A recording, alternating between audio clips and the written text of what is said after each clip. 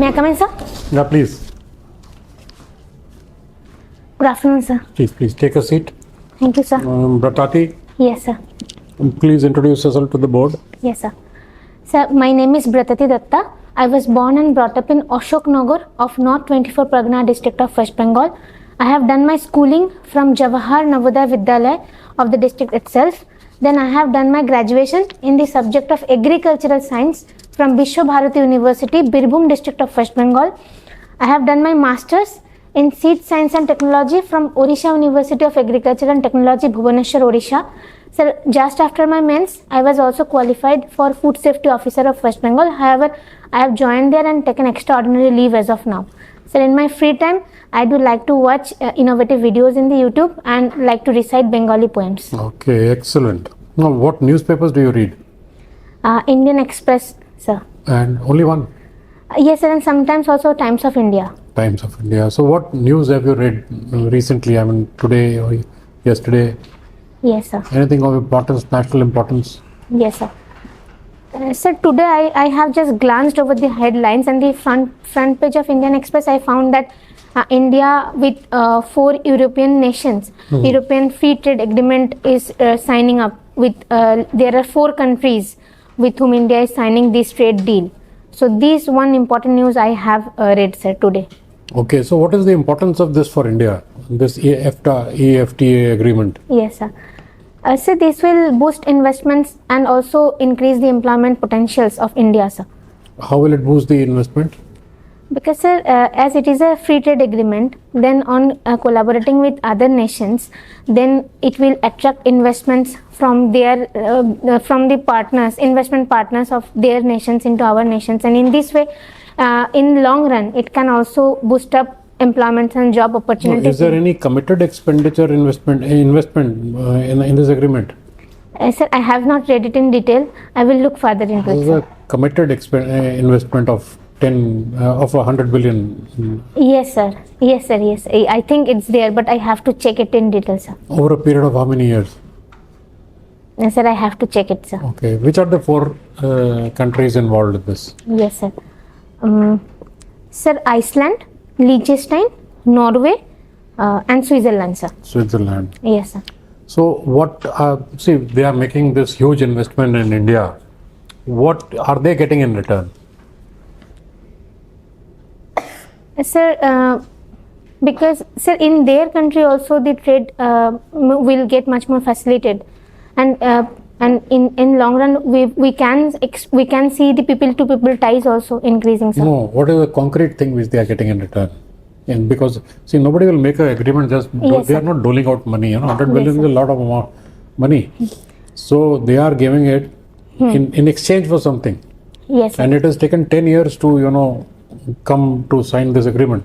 Yes, sir. Very long time. Yes, sir. So what are they getting in return? Sir, I think that India being a 1.429 billion population, for them it can a be big market. sir, consumer market. So market is open to everybody. So Yes, what special thing will they get compared to other nations which do not have a pact with us? Yes, sir. Expansion of the market, I think, means in their respect. Is there something which stops goods from coming in or makes them more expensive? Sir, in their respect, I think, sir. So sometimes the subsidy things can create a block. Tariffs. Yes, sir. Custom Tariffs and duties. yes, sir. Custom duties, they will get Yes, sir. exemptions in certain areas. And what is their investment going to be like? Mostly in which? Is it going to be a green investment or is it going to be a normal kind of an investment? Sir, I think I have to check it. Oh, in you detail, sir. must read about it. Okay, sir. Okay, thank you. Thank you, sir. Bratati, you are from Bengal, Yes, sir. right? So if you look eastward, what do you make of Bangladesh, right? Yes, sir. Bangladesh became independent in 71. India became independent in 47. So in terms of human development, in terms of political stability, right? In terms of international standing, how do you see, and Bengal to Bengal relationship? So how do you see Bangladesh from West Bengal? Yes, sir. Sir, Bangladesh is growing in many respects. For example, in terms of economy also, they have made major investments in the textile sector. In terms of female labor force participation rate and women empowerment also, Bangladesh has hugely grown up. Like in West Bengal, the FLFPR is 17% around, and in Bangladesh it is around 38%. Other than this, in microfinance also, we have seen major upliftment in the Bangladesh, sir. And sir, also in community health sector, social sector expenditure also, Bangladesh has grown up. Like they have the community health centers in one in every 3 villages, and also Pushti Apas, like health sisters or nutrition sisters are also there schemes. So I think in this way Bangladesh has grown up in many respects, sir. Have you heard of Grameen Bank also? Yes. Anything you can tell me about that? Yes, sir. Sir, Nobel laureate Muhammad Yunus has given this concept of Grameen Bank to improve the microfinance there, sir. So he has given the concept of the Grameen Bank, so that they can give easy loans to the rural and marginal sections people, sir. I think he's been removed from his own bank now, right? So recently there was a controversy regarding the business policies and the within the internal structures within this Grameen Bank. That's why I think he was also he was accused of doing not maintaining the norms properly. Right. The forest cover in India, right? It's a kind of related subject for you. So what is the extent of forest cover in India currently? Yes, sir. Sir, I have to check, sir, the figure. You have to check. Don't worry. Have you been, watching this situation in Ukraine? Yes, sir. Yeah. And what do you think? Is the current situation? Is it moving towards peace? Is it moving towards more bloodshed? Sir, in my viewpoint, that it has already been 2 years long, and now also Russia has claimed one another territory of the Ukraine. So I think, sir, it's not we are not looking into some ray of hopes. There needs to look into much more positive things. Now the situation is quite volatile as it was in the recent past. We need to, I think, in the global platforms, we need to have much more strong efforts to have a peaceful resolution of conflict, sir. Thank you. Thank you, sir. Bratati, good afternoon. Good afternoon, sir. So one of the issues is with respect to seed varieties. Yes. Seed varieties. Yes. So what difference you see or what advantages you have with the native seed varieties? Yes, sir. Sir, native seeds have many more advantages. For example, sir, it has wider adaptability.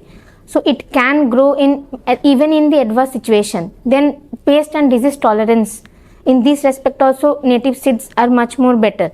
Other than this, sir, they have many more tolerance towards abiotic stresses and abiotic stresses also. In this respect also, native seeds can perform much more better, sir. Are there any steps taken for the farmers to reduce dependence on seed companies? Yes, sir. Sir, like participated seed production, seed village program, these are some steps. Other than this, sir, bio village program. These are certain steps have been taken by the government in the recent past, so that farmer can grow the seeds togetherly, can reduce their dependence on the other companies, private companies, and can also go towards saving of the traditional seeds, sir. So in another 10 years or say by 2047, how do you see Indian agriculture sector? Yes, sir. Sir, in my viewpoint, in 2047, I think we will be seeing much more FPOs, that is farmer producer organizations, coming up. The concept of climate resilient agriculture will be taking into the place. other than this new emerging concepts in the agriculture and emerging technologies in agriculture will be coming up, sir, in by 2047. And the recent issues and controversies regarding the farming sector will also be addressed by 2047, I think, sir. So these will be addressed by 2047. Sir, I think that gradually we will be moving towards solving these challenges so that we can have the better situation by 2047. At least will you see farmers not asking the government fertilizers, seeds, price? What do you? Yes, sir. So means if we can address these situations, the present situations, by having the cooperatives or FPOs, then gradually we can move towards the better direction by 2047, sir. Okay. So with respect to Bengal, it was one of the most industrialized compared to other cities or other states during 1950s or 60s. But what happened after 1980s? There is no much contribution. Yes, sir. So there are many reasons because of which Bengal has suffered. Firstly, the partition itself. The two major pillars, the agriculture and industry, got suffered due to the shifting of the jute growing areas to the East Pakistan region, and West Bengal left with the industries only. Other than this, the center's freight equalization policies or the communist government policies in the earlier periods after just after independence. These are some major reasons because of which Bengal has suffered and could not achieve the growth at the expected pace. However, sir, I think that in the recent times and means after independence, many government have tried their best, and in the recent times, the incumbent government is trying to carry forward the Bengal's glory again, sir. Like, sir, recently Global Business Summit has been conducted, where we have seen that 3.4 lakh crores and investment proposals were made. Other than this, many industrial corridors and Are there any concrete agreements, or because elections are coming, so every state is telling the same? yes, sir. We are conducting investment summits. Everyone are telling in lakhs of crores. Are there any concrete agreements made? Sir, in this time I have seen that many promising investment proposals have been taken place in terms of in green growth, or in terms of like many promising business parties were also called to have their industry setting up in their regions, sir. So I think, sir, we need to wait and watch how many of these investments will actually get implemented in the recent times. So I think, sir, we need to watch, sir. Okay. So, and how do you assess the law and order situation in Bengal? Yes, sir. Sir, recently, in the recent past, sir, 49 police stations have been established, of which one new woman police station has been formed. Other than this, sir, in terms of cyber security also, Digital Yodha team is there. Women safety also, sir. Winner squad is there in Bengal. There are issues and challenges in the law and order, because we have seen recently in many areas the law and order situations got volatile. However, sir, at the same time, the incumbent government has also taken some promising steps to ensure the law and order situation, sir. Okay, one last question. So West Bengal plays a very important role in the national security. So can you just brief on that? Yes, sir. Sir, West Bengal is the location of West Bengal is quite unique, because in the northern side we have the mountain, and we share the border with 3 international countries, Bangladesh, Bhutan and Nepal. Also we have the Siliguri corridor, which has its own geostrategic importance, and in the southern side also it touches the Bay of Bengal. So in terms of maritime security also it has its own importance. Other than this, sir, we share around 2216 kilometer of the land border with Bangladesh. So in that respect also it is important to ensure the security of whole India, sir. Okay, thank you. Thank you, sir. Good afternoon, Bratati. It was said once, right? What Bengal thinks today, rest of India will think tomorrow. Have you heard that? Yes. When was it said, and by whom? Ma'am, it was told by Gokhale, G.K. Gokhale, ma'am. And time, it was in pre-independent time, but I cannot recall the exact time, ma'am. No, that's fine. So in today's context, what is your view?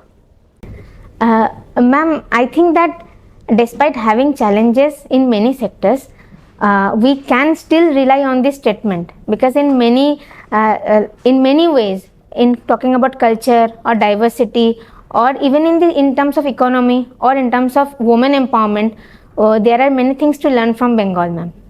So I think this statement is relevant. Diversity, what is the diversity?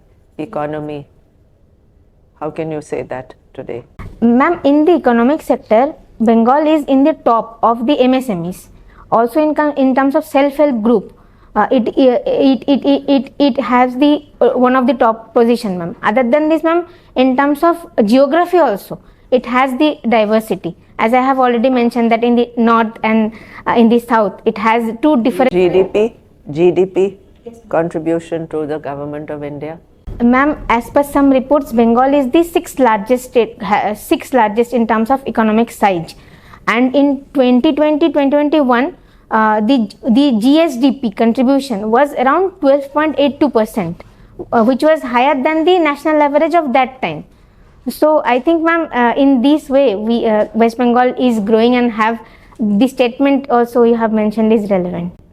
And over so many years, we had communism in Bengal, right? So what has been the legacy of communism to Bengal, to West Bengal?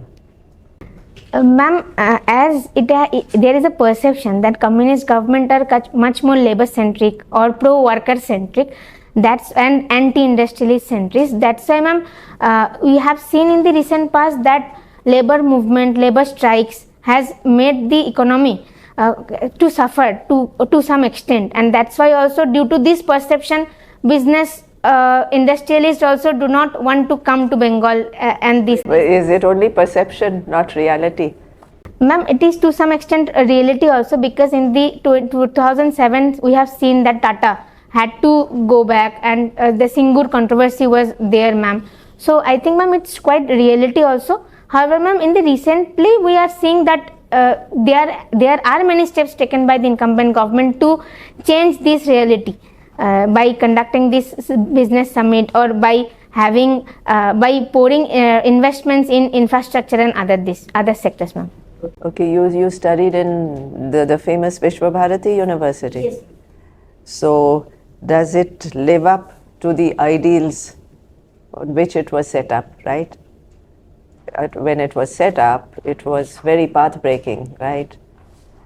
So does it live up to that today? Ma'am, I think it is still relevant. Means the ideas with which it was set up and the now present situation is also relevant, because, ma'am, recently Vishwabharati University got UNESCO World Heritage Tag for 4 parts of it: the Ashram, Uttarayan, the Sangeet Bhavan, this music department, and the art department got UNESCO World Heritage Tag. Other than this, ma'am, Vishwabharati University got the no plastic zone. So environmental aspect also it is there.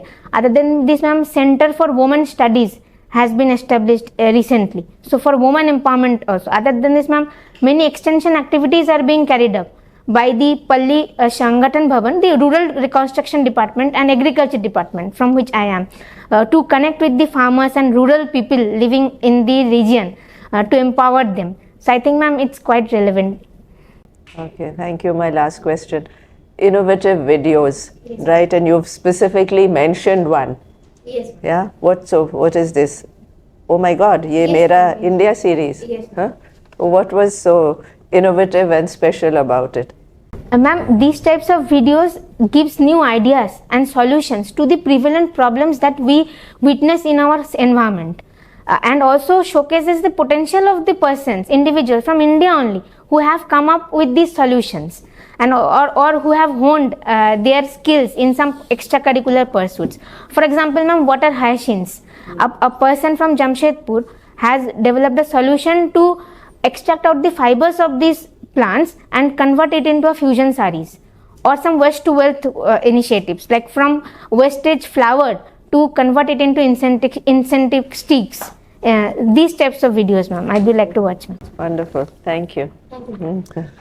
Bratati, what is the meaning of Bratati? Sir, in Bengali, the term used to denote the climbers and creepers, the weak herbaceous plants. And agriculture is your main subject. Yes, sir. What is the Bargadari system in West Bengal? Yes, sir. Sir, Bargadars were the sharecroppers. They, in the British time, we had the permanent settlement system in the Bengal.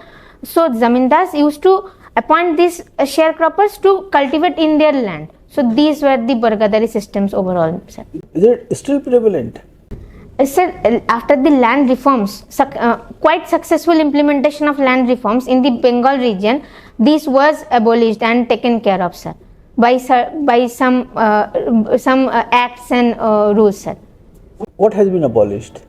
The Bargadari system? Sir, the zamindari system got abolished. Then Bargadars were given the land rights, tenancy rights, and also so that they can claim their ownership in that land, sir. They can cultivate their own land. These types of reforms has been taken in 1970s decade, 1979, 1970s, these times, sir. So now the Bargadars have become the owners of land, or the original owners have continued and they have been given rights in the tenancy? Sir, there were, as per my knowledge, there were some limitations in the proper successful implementation of the land, which has also created the other Naxalbari movement in that. That is a different thing. I was just knowing about the tenancy, because tenancy rights means कि you can actually evict the tenants at will all over the country. It is only in West Bengal that they have got the record of their tenancy rights and they cannot be evicted. Yes. That is what your tenancy, that is what probably you mean. In 1979 this thing was brought in. Now can you tell me about the latest technologies which are being adopted in agriculture in West Bengal? Yes, sir. Sir, sir, in terms of West Bengal, I think drone technology are being used up. However, sir, particularly I have to check in terms of West Bengal. Yes, sir. Sir, drone technologies are there to ensure the concept of precision farming or precision agriculture, so that like seed sowing can be, aerial seed sowing can be done, or the spraying of the pesticides or irrigation systems can be managed, target specific areas, sir. That's why these are concept being promoted, sir. What is drip irrigation? Sir, drip irrigation is a method to ensure the precision irrigation, so that the target based water can be given to the plant, specific plant, and so that we can ensure water use efficiency. Okay, you save on water, or do you save on fertilizer through this drip irrigation? Sir, in the fertigation, that is fertilizer plus irrigation, in that we used to give the irrigation along with the fertilizer, sir. So is it more economic because fertilizer become very expensive? Yes, sir. So is it saving on water which is important, or it is saving on fertilizer which is important through the drip irrigation? Sir, I think that overall the motto of the drip irrigation is to save the water, means the part drop more crop concept, the precision irrigation farming. That was the main motto. And to reduce the fertilizer also, it is I think additional benefits, but the main motto is to promote the concept of smart irrigation through this drip irrigation. More crop per drop. Yes. That is the concept. Okay. Yes. Okay. Now this difference between, say, standalone solar water pump, is it functional over there? Is it adopted? How is the energization of tube wells over there? Are you aware of? No, sir, I am not aware of it. Have you heard about standalone solar system and grid feeding energization of tube wells? Have you heard about that? I'm sorry, sir, I am not. Kusum Yojana. Yes, sir. PM What is that? What is that? Sir, in PM Kusum, as far as I can recall, farmers will be given in incentives so that they can set up the solar, they can use the solar technology in their farm, they can install it, and they can use the technology to feed their irrigation requirement and all this energy requirement in their farming, and also this surplus amount of energy that will be generated, they can sell it to the grids. So overall concept was this, sir. How far is this Shanti Niketan from your place? Yes, sir. Sir, from my hometown, it takes around 3 hours, sir. 3 to 4 hours. It depends on. You're posted in Bolpur, no? You're posted in Birbhum district. Yes, sir, I have done my graduation in Birbhum district, and sir, recently the job I got, that is in South 24 Pargana. Okay, thank you. Thank you, sir. All the best. Thank you, sir. Thank you, sir. Okay. All the best.